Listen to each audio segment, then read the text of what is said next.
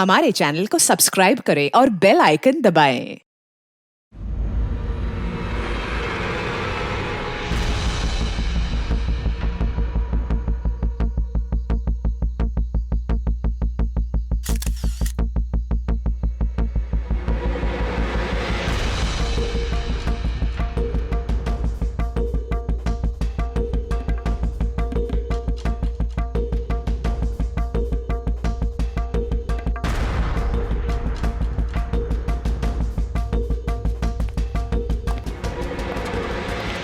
आप लोगों को कुछ मिला था? नहीं सर, ऐसे तो नॉर्मली पता चल जाता है कि आग कैसे लगी, पर यहाँ पर तो कुछ पता ही नहीं चल रहा है कि आग लगी कैसे। अच्छा, ठीक है, देखो एम्बुलेंस कहाँ तक पहुंची। जी सर।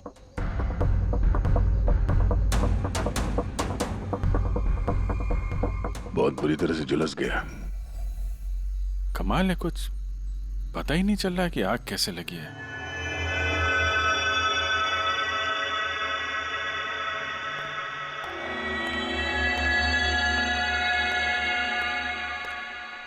कैसे हुआ ये सब?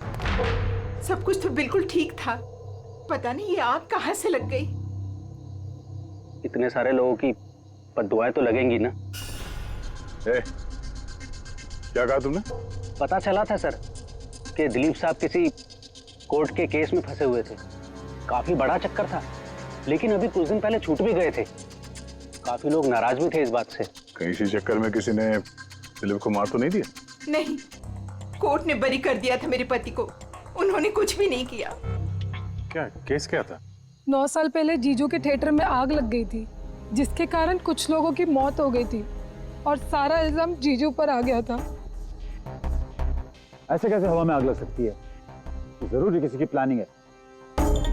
किसी पे शक है आप लोगों को? कौन कर सकता है? कोई भी कर सकता है, अनीता भी कर सकती है। कौन कौन अनीता?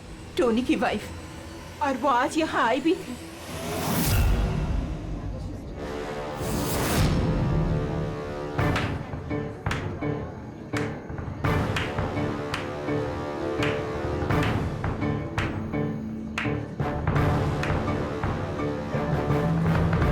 Anita,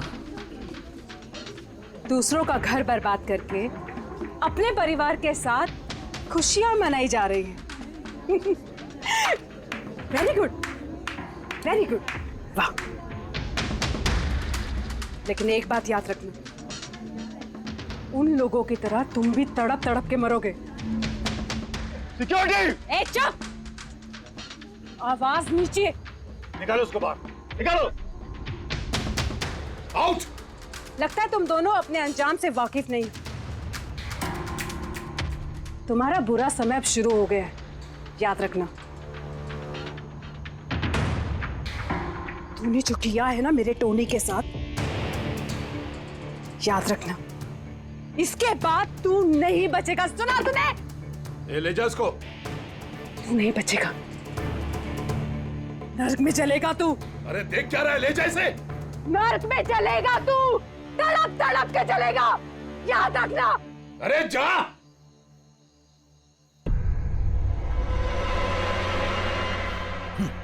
let's enjoy Rohan. अरे भूल जाओ।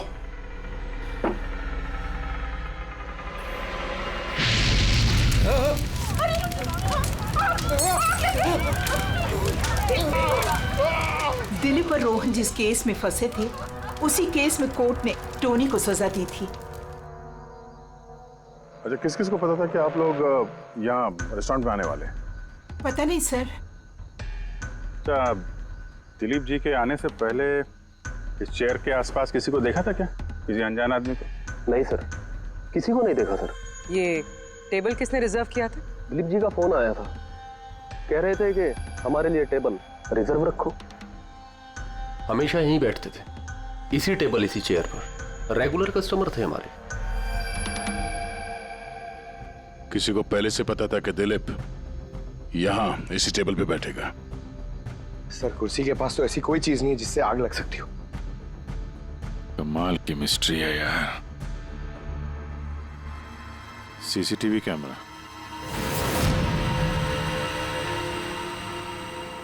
इसकी फुटेज से पता चलेगा क्या हुआ था यहाँ पे। ओह माय गॉड, ये सब कैसे हो गया? कौन कर सकता है सब? उसी ने जिसने दिलीप का खून किया, सबूत मिटाने के लिए। तो ऐसे कैसे कोई मॉनिटर रूम में घुसा है? सिक्योरिटी कहाँ है तुम्हारी? सर, इस रूम में सिक्योरिटी की जरूरत ही नहीं है। इससे पहले कभी ऐसा हुआ ही नहीं है। सर, सर मुझे नहीं लगता उसके पास टाइम होगा सीसीटीवी फुटेज डिलीट करने का। सर उसने बस तोड़फोड़ कर दी है। अगर हम किसी एक्सपर्ट को बुलाते हैं सर, तो वो शायद हार्ड डिस्क से रिकवर कर पाए सर।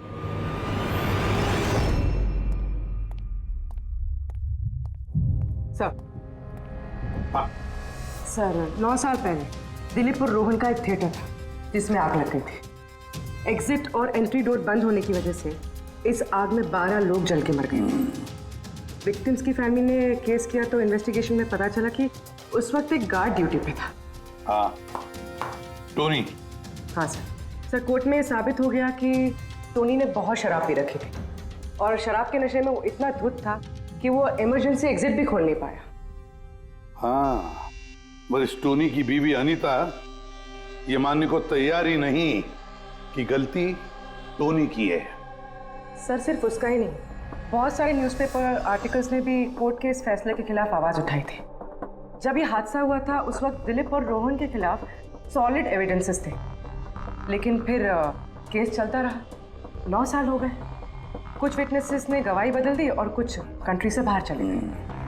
सर, दिलीप और रोहन ने जरूर पैसे और पावर का इस्तेमाल किया होगा और यह बात टोनी को पता चल गई होगी। उसी ने भेजा होगा अनीता को दिलीप को मारने के लिए। पर फ्रेडी, जब अनीता वहां थी ही नहीं तो आग लगाई कैसे? नहीं, सिक्योरिटी वालों ने तो उसे बाहर निकाला था रेस्टोरेंट में से। ऐसी कौन सी चीज है जो अचानक आग लग सकती है?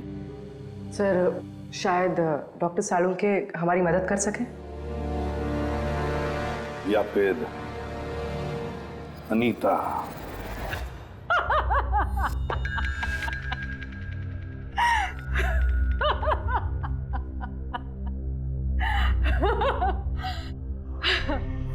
किस बात पे इतना हैरान है?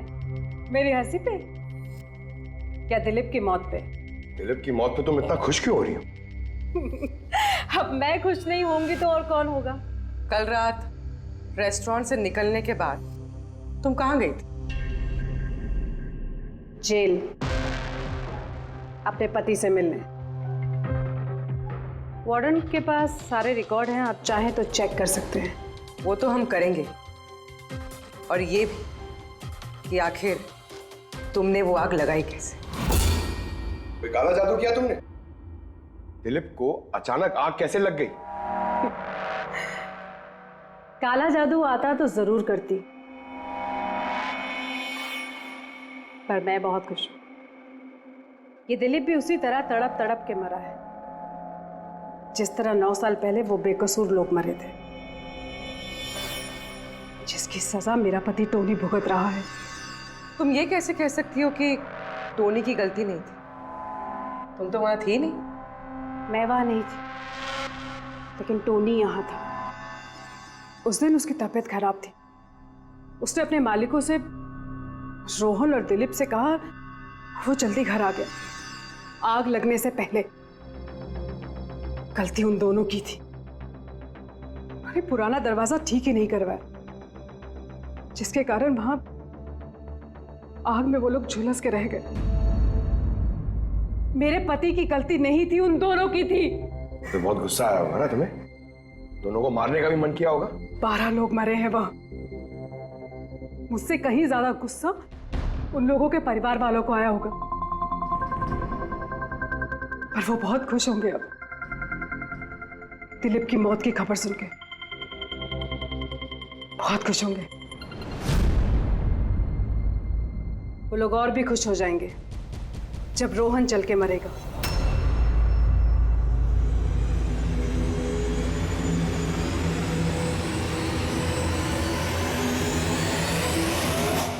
सर 42 लोग हैं, उन 12 विक्टिम के करीबी रिश्तेदार और फैमिली वाले।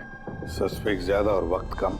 सर सबसे पहले इन 42 लोगों में से उन लोगों के नाम हटा देते हैं जो कल दिलीप की मौत के वक्त शहर में नहीं थे। सर 9 साल हो गए इस बात को। शायद कितने लोग देश भी छोड़कर चले गए होंगे और कुछ लोगों की मौत भी हो गई होगी। फिर भी पता तो लगाना ही पड़ेगा। देखो कितने लोग शहर में थे जब दिलीप की मौत हुई।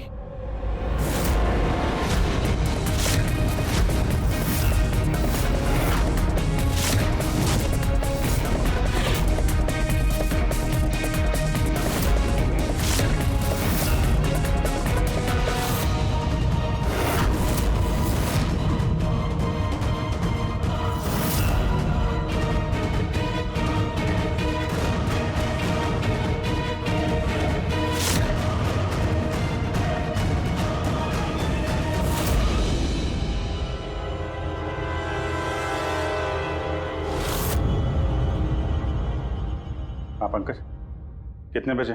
27 लोग हैं सर जो उस वक्त शहर में थे और उनके पास दिलीप को मारने की वजह थी।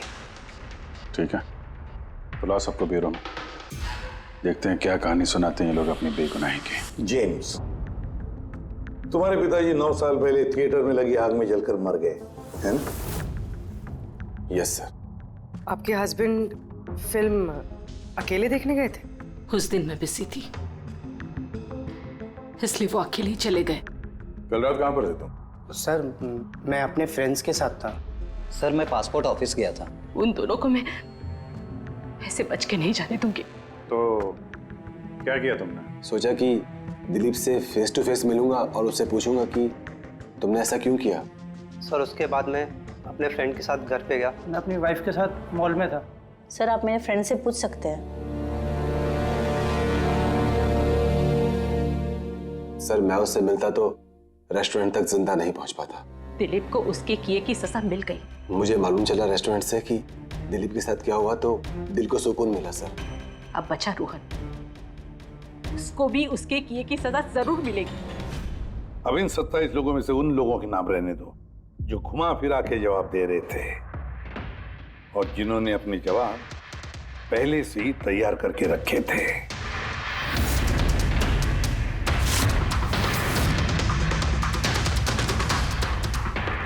सर अब 15 बजे। अब इन 15 लोगों को उस दिन के बारे में पूछते हैं जब 9 साल पहले थिएटर में आग लगी थी। देखते हैं किसे सबसे ज्यादा गुस्सा आता है, कौन मुंह फेर लेता है। सर मेरा भाई 10वीं पास हो गया था। उसने कहा पार्टी देनी है, दोस्तों को पिक्चर दिखाना है, पैसे दो। सर मैंने वो पैसे उसे दे दिए। काश वो पैसे मुझे उसे देने नहीं चाहिए थे सर।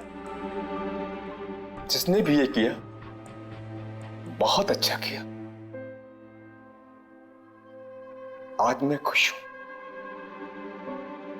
आज मैं बहुत खुश हूं। कुमार साहब आप यूनिवर्सिटी में फिजिक्स के प्रोफेसर हैं, है ना? Yes sir, head of the department physics. लेकिन मेरे खुद के बेटे को पढ़ाई में कोई इंटरेस्ट नहीं था। बहुत डांटता था मैं उसे, लेकिन अनिकेत के ऊपर कभी कोई फर्क नहीं पड़ा। एक नंबर का बदमाश बन गया था वो। उस दिन भी वो कॉलेज से बंक करके दोस्तों के साथ फिल्म देखने चला गया और सर और वापस घर पे कभी नहीं आया। हिमेश, राइट, कॉन्ट्रैक्टर हो ना तुम? हाँ सर। हिमेश, 9 साल पहले तुम अपनी पत्नी के साथ फिल्म देखने गए थे उस थिएटर में। नई नई शादी हुई थी मेरी, सलोनी के साथ फिल्म देखने के लिए गया था। उसको भूख लगी थी, मैं समोसे लेने के लिए बाहर गया। मैं वापस आया तो देखा वहां के दरवाजे लॉक हो गए थे। वहां अंदर से लोगों के चिल्लाने की आवाजें आ रही थी और धुआं निकल रहा था वहां से। मैंने सब दरवाजे खोलने की बहुत कोशिश की, मैंने बहुत कोशिश की। मैं पागलों की तरह दरवाजा को ठोकता रहा, पीटता रहा। सलोनी कहीं चिल्लाता रहा, अरे कोई दरवाजा खोल दो यार, सलोनी। लेकिन मैं कुछ नहीं कर सका सर, मैं कुछ नहीं कर सका। अपनी सलोनी को मैं बचा नहीं सका। वहां पे एक गार्ड भी था ना, टोनी, उससे भी दरवाजा नहीं खुला क्या? नहीं था सर। वहां कोई और गार्ड, किसी और को देखा था तुमने? कोई नहीं था सर, कोई नहीं था। मैं 9 साल पहले जो बात कोर्ट में कहा वही आज कह रहा हूं। जब सिनेमा हॉल में आग लगी थी उस वक्त टोनी वहां पर नहीं था सर।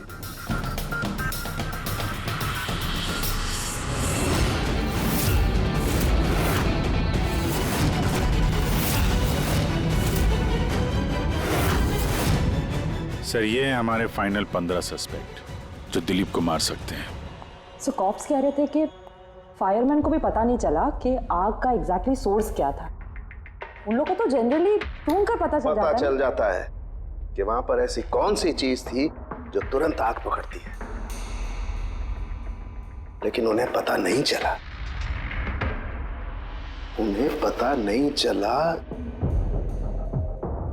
उन्हें इसलिए पता नहीं चला क्योंकि उस चीज की ना तो कोई खुशबू थी ना कोई रंग था। एग्जैक्टली सर, मतलब अगर लिक्विड होता ना तो इस दिलीप को पता चलता जब वो चेयर पे बैठता, उसे फील होता। और अगर पाउडर होता तो हमें टेस्टिंग में पता चल जाता। इसका मतलब ये तो गैस, जिसका मतलब ये गैस है। गैस? तो इसीलिए उस फायरमैन को पता नहीं चला कि किस चीज से आग लगी है। इनफ्लेमेबल गैस बॉस, जिसे सिर्फ एक स्पार्क की जरूरत होती है आग पकड़ने के लिए। अच्छा, मुझे एक बात समझ में नहीं आ रही है। दिलीप इस कुर्सी पर बैठा था तो गैस कुर्सी पर आई कहां से? कुर्सी से ही। क्या? कुर्सी से? वो ऐसे बॉस, जिस चेयर पे ये दिलीप बैठा था उसके नीचे की तरफ किसी ने ज्वलनशील गैस का स्प्रे किया हुआ था। मरते वक्त दिलीप के कांटेक्ट में 2 चीजें थी। एक तो ये चेयर जिस पे वो बैठा था और एक वाइन का ग्लास जो उसने हाथ में पकड़ा हुआ था। हमने ये दोनों चीजें चेक की तो इस चेयर के ऊपर से हमें इनफ्लेमेबल गैस के कुछ ट्रेसेस मिले। बॉस, हमारे आसपास वातावरण में स्वतः ज्वलनशील पदार्थ होते हैं जो कभी कभी स्पॉन्टेनियसली जल जाते हैं, जैसे कि मार्श गैस एक नेचुरल बायोगैस है और ज्वलनशील गैस इसका मेन कंपोनेंट है। मतलब इनफ्लेमेबल गैस कभी भी हवा में ऐसे ही जल जाती है? नहीं फ्रेडी, अपने आप नहीं। जब वातावरण में बहुत ज्यादा गर्मी पैदा हो जाती है और वो वातावरण की ऑक्सीजन के साथ मिल जाती है तो एक सुपर हाई टेम्परेचर का निर्माण होता है, जिसकी वजह से ये आग लगती है। लेकिन सालून के साहब, वहां तो ऐसे कोई हाई टेम्परेचर वाली चीज थी नहीं। एग्जैक्टली, ऐसा कोई डायरेक्ट सोर्स नहीं था जिससे गर्मी पैदा हो सके बॉस। इसीलिए मुझे लगता है खूनी ने कोई एक्स्ट्रा डिवाइस का इस्तेमाल किया है ये अचानक इतना ज्यादा टेम्परेचर बढ़ाने के लिए। और ये कुर्सी तो तैयार बैठी थी, इसे तो सिर्फ एक स्पार्क की जरूरत थी। पर सर, ऐसे कोई हीट कैसे पैदा कर सकता है? हाँ, कर सकते हैं ना पूरे। जैसे उदाहरण के तौर पर मैग्नीफाइंग ग्लास पर सूरज की किरणों को खास तरीके से फोकस करके हम बचपन में कागज जलाया करते थे।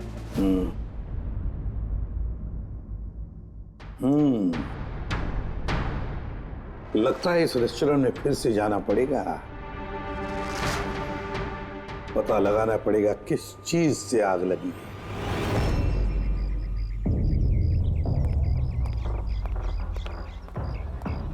पूरा एरिया छान मार लिया सर, लेकिन ऐसी वो चीज ही नहीं मिली जिससे आग लग सकती है। और ये ओपन रेस्टोरेंट है। जब खूनी ने दिलीप के चेयर के नीचे वो इनफ्लेमेबल गैस स्प्रे किया तो किसी ने तो देखा होगा। वही तो, चेयर में अपने आप आग लग गई और दिलीप चल के मर गया। किसी ने कुछ देखा नहीं और ना ही कोई सबूत हमारे सामने आ रहा है। सर, उस डेटा एक्सपर्ट ने सीसीटीवी फुटेज रिकवर कर ली है, आप देख सकते हैं सर। गुड, तुम लोग यार देख लो, तब तक मैं देखता हूँ यहाँ पे कुछ मिलता है क्या। सर, दिलीप और उसकी फैमिली के आने के 15 मिनट के पहले की फुटेज है ये।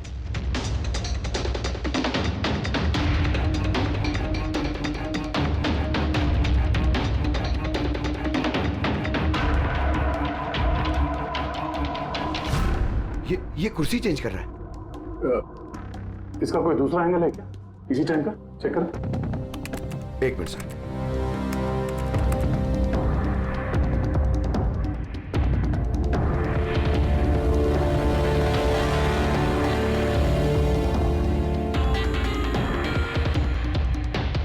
ये कुर्सी के साथ क्या कर रहा है?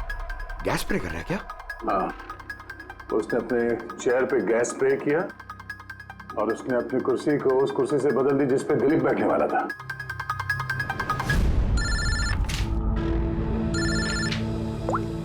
आ गया।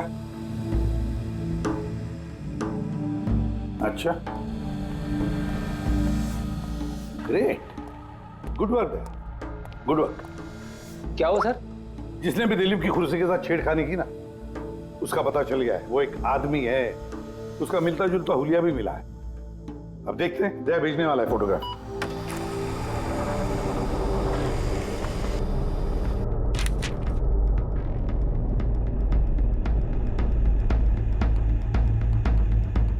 खूनी इन बचे लोगों में से ही कोई एक है, इन्हीं में से एक। और अब इसका अगला शिकार रोहन है।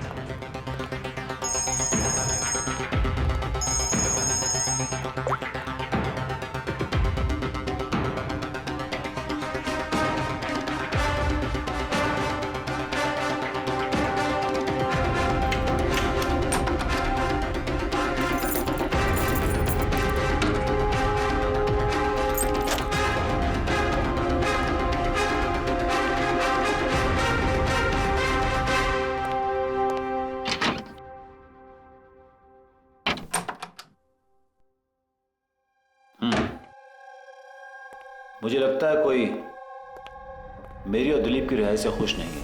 मेरी जान को खतरा है यहाँ पर। I will talk to you later, bye. Sir, everything is okay. All right, तुम यहीं पर रहना और किसी को भी अंदर मत आने देना। Be alert, okay? Okay sir.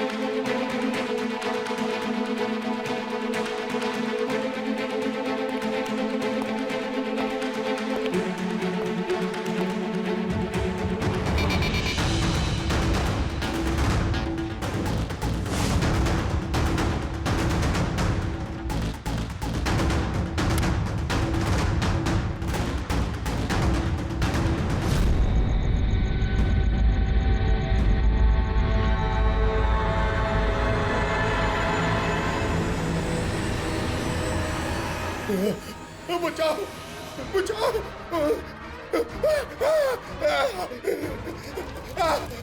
बचाओ, पानी, पानी, बचाओ, बचाओ, कोई है?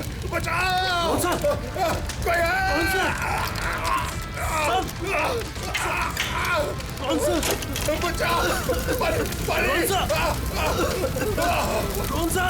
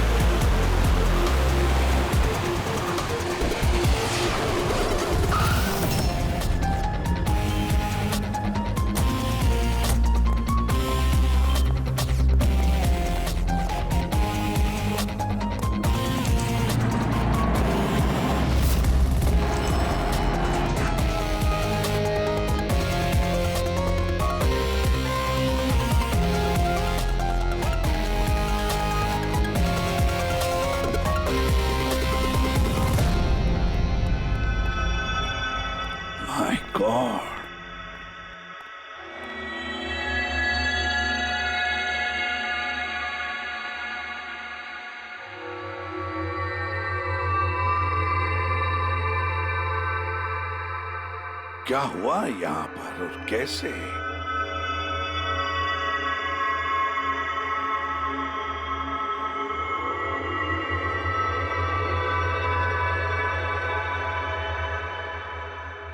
यहाँ पर भी और किसी किस्म की कोई स्मेल नहीं सिवाय इस जली हुई लाश की बदबू के। यानी ये मर्डर भी इन्फ्लेमेबल गैस से हुआ है? शायद। ये सब हुआ कैसे? हाँ? सर मैं रोहन सर का बॉडीगार्ड हूं सर। अच्छा, तो फिर ये आप लोग कहाँ थे जब ये सब हुआ? सर रोहन सर ने मुझे बाहर निगरानी के लिए कहा था, तो थोड़ी देर के बाद सर उनके चिल्लाने की आवाज आई तो मैं उनके कमरे की तरफ भागा, लेकिन सर दरवाजे के चारों तरफ से धुआं देखा तो मैं दूसरी चाबी से दरवाजा खोल के अंदर गया तो देखा कि सर रोहन सर जले पड़े थे। आप लोगों को भी कुछ पता नहीं है? कमाल है, कमरे के अंदर कोई लीड नहीं मिला, शॉर्ट सर्किट नहीं हुआ है, ये पर्दा अंदर से बंद है, ये विंडोज परमानेंटली क्लोज्ड है, कोई बाहर से अंदर भी नहीं आ सकता। अब बाहर से अंदर कोई व्यू भी नहीं है, कोई देख नहीं सकता, तो फिर आदमी मरा कैसे? इससे लगी है आग बॉस।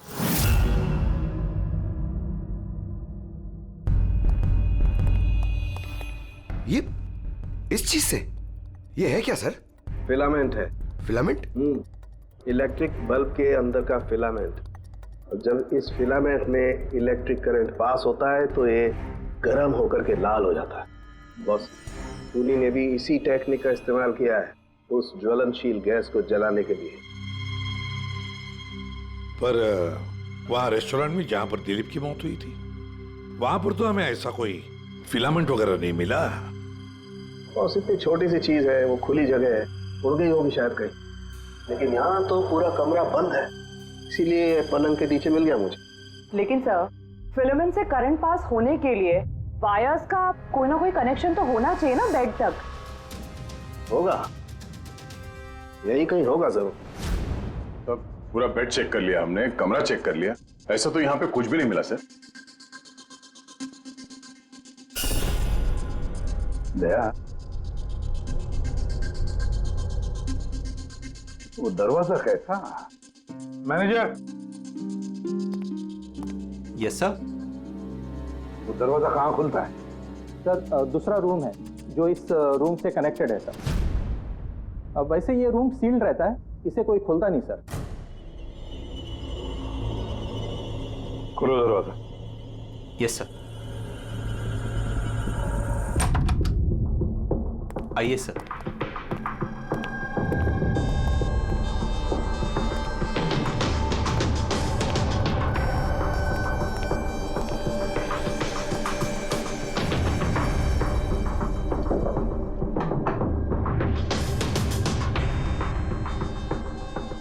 मैनेजर साहब, किसका कमरा है ये? कौन रहता है इस कमरे में?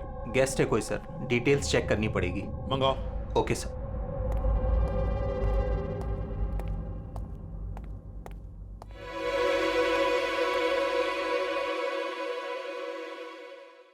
सर, वहां उस कमरे में जो कुछ भी हुआ है सर, वो इसी कमरे से किया गया। लेकिन अगर करंट इस रूम से पास किया गया है तो यहाँ से उस बेड तक कोई ना कोई वायर तो होनी चाहिए ना? और अगर वायर अगर होती तो बॉस रोहन को दिखाई भी देनी चाहिए। हाँ, शायद उसके बॉडीगार्ड ने भी देखा हो। बुलाओ उसके बॉडीगार्ड को। आप आओ यहाँ।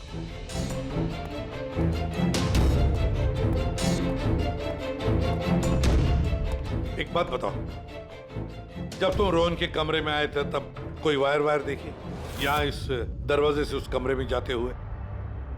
कुछ भी नहीं सर, रोहन सर के रूम के अंदर जाने से पहले मैंने रूम को पूरी तरह से चेक किया था सर, लेकिन वायर जैसी कोई चीज उस रूम में नहीं दिखाई दी। ठीक है, जाओ तुम।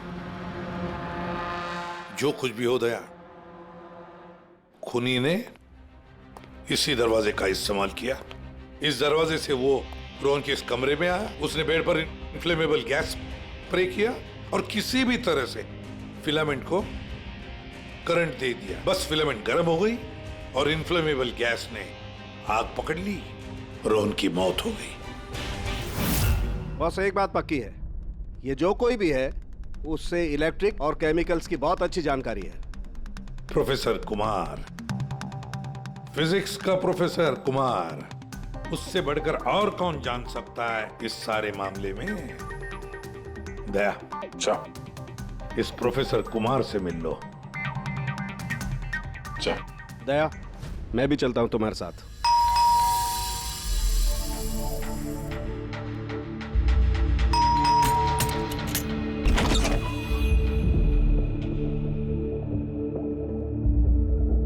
प्रोफेसर कुमार है घर पे? हाँ है, लेकिन आप लोग? सीआईडी। सीआईडी? सब ठीक तो है ना साहब? हाँ, उनसे कुछ पूछताछ करनी है। कहाँ है वो?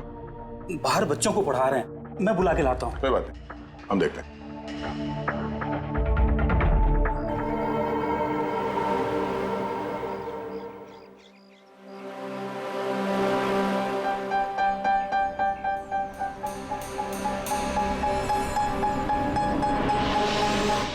मिस्टर कुमार, हमें आपसे कुछ पूछताछ करनी है।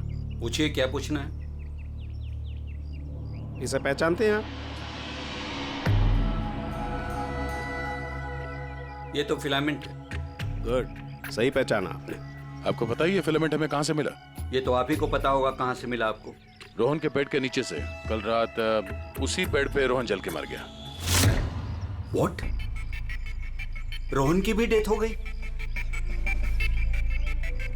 कल रात आप कहाँ पर थे? रात 9 से लेकर सुबह 3 बजे तक। आप मुझ पर शक कर रहे हैं? ये हमारे सवाल का जवाब नहीं हुआ मिस्टर कुमार।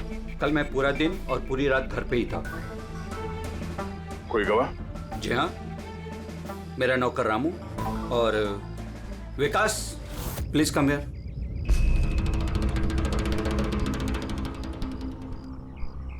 Yes sir. इन्हें बताओ मैं कल कहाँ था। सर हमारे एक्स्ट्रा क्लासेस ले रहे थे, यहीं पे सर।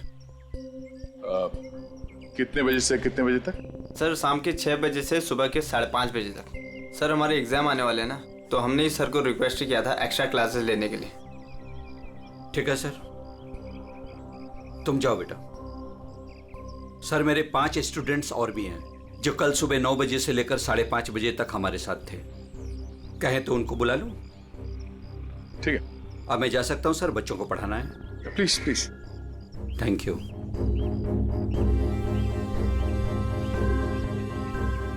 हाँ, तो बच्चों में ये कह रहा था कि बिना सोल्डरिंग वायर के भी हम मदरबोर्ड फिक्स कर सकते हैं with the help of adhesive conductor.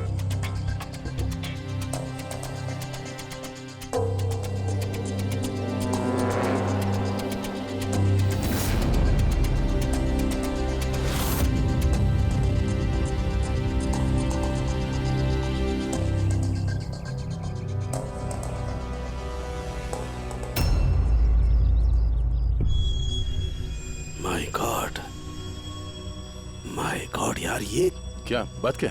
अरे यार, ये गलती मुझसे कैसे हो गई? क्या गॉड, बूढ़ा हो गया हूं मैं, बूढ़ा हो गया हूं मैं। दया, एक काम करो। 1 घंटे बाद फॉरेंसिक लैब में मिलो, कुछ बताऊंगा।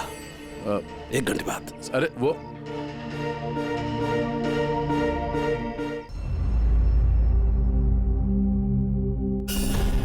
लो बस, एक काम करो, इस स्विच से इन बल्ब्स को जलाओ। इस स्विच से? इस स्विच से? हाँ हाँ, इस स्विच से। यार ना कोई कनेक्शन है, कुछ है, कैसे जलेंगे ये? तुम सवाल मत किया करो, कभी कभी मेरी बात भी मान लिया करो यार। कभी कभी। ये ले। क्या सर, ये तो कुछ हुआ भी नहीं। होगा होगा। अरे क्या होगा? होगा ही नहीं। अरे होगा यार, बिलीव नहीं होगा। 1 मिनट है। क्या इसकी तबीयत ठीक है ना? हाँ? तो पता नहीं क्या हुआ है, वो जब से वो प्रोफेसर कुमार से मिलके आया ना, बस बल्ब के साथ ही खेले जा रहे हैं। बात बताओ, वो फिंगरप्रिंट्स का क्या रिपोर्ट आया? वही जो फिंगरप्रिंट्स उन्हें होटल वाले से लिए थे और रूम में उठाए थे। तो फिंगरप्रिंट तो बहुत सारे मिले, लेकिन सारे स्टाफ मेंबर्स के ही हैं, उसके अलावा और किसी के नहीं मिले। ये कैसे हो सकता है? तो भाई साहब जरा इधर भी ध्यान दीजिए। हाँ हाँ, ध्यान है। हाँ।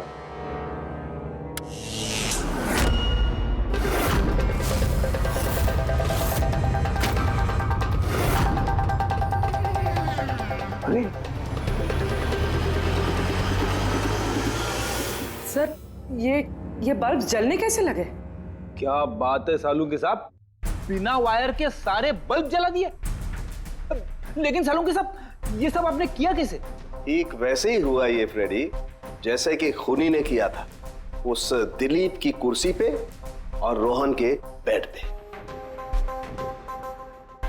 जादूगर सालुंखे, जरा साफ साफ बताइए आपने ये किया कैसे? करंट क्या हवा में से आया? हवा में से नहीं आया बॉस, करंट आया है इलेक्ट्रिक पेंट के जरिए। Electric paint? हाँ, इलेक्ट्रिक पेंट। दरअसल बिजली के जो तार होते हैं वो मेटल के होते हैं और metal is a good conductor of electricity, इसीलिए करंट उनमें से पास होकर के जाता है। ठीक इसी तरीके से कुछ पेंट भी होते हैं जिन्हें हम इलेक्ट्रिक पेंट कहते हैं और ये भी गुड कंडक्टर ऑफ इलेक्ट्रिसिटी होते हैं।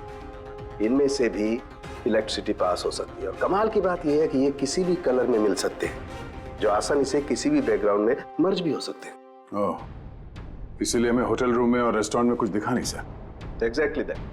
खूनी ने दरअसल होटल के कमरे का और रेस्टोरेंट के फ्लोर का दोनों का कलर इस कलर के साथ मैच किया, इसीलिए हमें दिखाई नहीं दिया। तो ये इलेक्ट्रिक करंट, आई मीन ये जो इलेक्ट्रिक पेंट है, ये आसानी से मिल जाता है? हाँ, मिल सकते हैं। दरअसल इलेक्ट्रिक सोल्डरिंग और रिपेयरिंग के काम में आते हैं और इनकी सबसे बड़ी खासियत ये है कि ये आमतौर पर नंगी आंखों से दिखाई नहीं देते, सिर्फ इंफ्रारेड लाइट में ही ये दिखाई देते हैं। मैं दिखाता हूँ।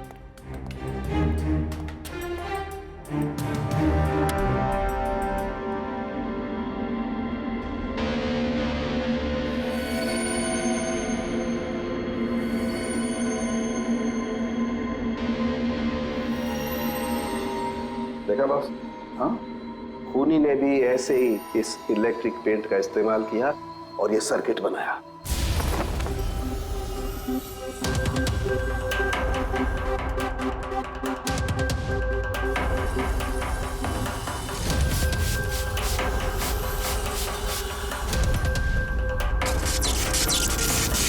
एक बात तो पक्की है, ये जो भी कोई है उसे इन सारी चीजों की पक्की जानकारी है। मगर सर, इनमें से खूनी कौन है? इस प्रोफेसर से तो मिल लिए सर, ये तो नहीं है। ये बंसी? बंसी तो एक क्लर्क है और मुझे नहीं लगता कि एक क्लर्क को साइंस की इतनी जानकारी होगी। सर, इनमें से सबसे ज्यादा पढ़े लिखे तो ये प्रोफेसर ही लग रहे हैं। कोई ऐसा जो प्रोफेसर जितना इंटेलिजेंट तो नहीं है, लेकिन इसे इन सब चीजों की जानकारी है।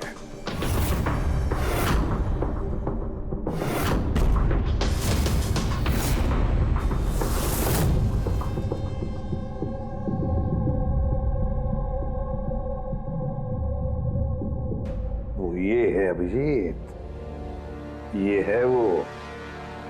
याद है क्या कहा था इसने? ये क्या काम करता?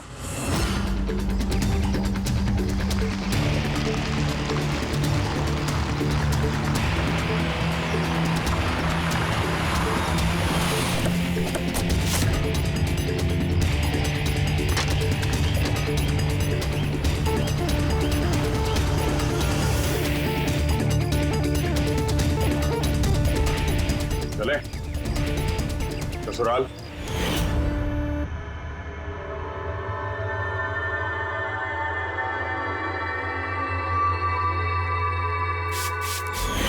दिलीप और रोहन पर केस हुआ था, लेकिन मुझे मालूम था अपने पैसे और पावर के दम पर वो छूट जाएंगे। लेकिन उनके पास पैसा था तो मेरे पास दिमाग। कई महीनों तक उनका पीछा किया, वो कहां जाते हैं, क्या करते हैं, किससे मिलते हैं, सब कुछ। आखिर मैंने दोनों को मारने की तरकीब ढूंढ ही निकाली, इलेक्ट्रिक पेंट्स और सर्किट्स के जरिए। ये दोनों के बारे में मुझे अच्छी खासी जानकारी थी। बस दे दी दोनों को सजा, दोनों को मार दिया जिंदा जलाकर, जैसे उन्होंने मेरी सलोनी को मारा था। हिमेश, तुम्हारी पत्नी के साथ जो कुछ भी हुआ उसका हम सबको अफसोस है, लेकिन दिलीप और रोहन को मारकर तुम्हें क्या मिला? क्या तुम्हारी पत्नी वापस आ गई? बदले की आग में तुमने दो लोगों की जानें ली, कानून तुम्हें कभी माफ नहीं करेगा।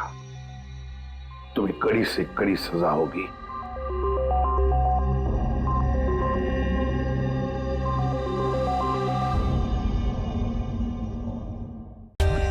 For more updates, subscribe to our channel, click the show links and enjoy watching the videos.